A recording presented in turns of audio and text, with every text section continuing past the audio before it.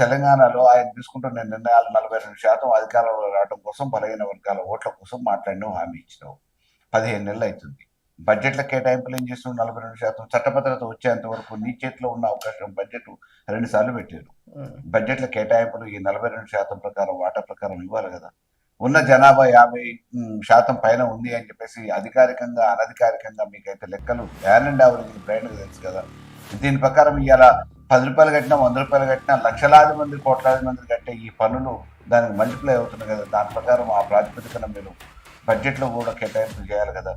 అదే రకంగా ఆ రోజు అధికారం రావాలి కాబట్టి డబ్బులు ఉన్న వాళ్ళకే అగ్రకులాలలోకి టికెట్ ఇవ్వాలనుకున్నారు అధికారంలోకి రావటం కోసం.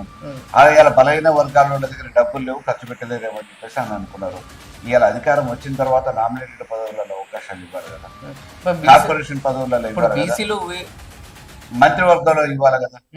మంత్రివర్గంలో ఎంతమందికి అవకాశం ఇచ్చారు? నామినేటెడ్ పదవులలో ఎంతమందికి ఇచ్చారు?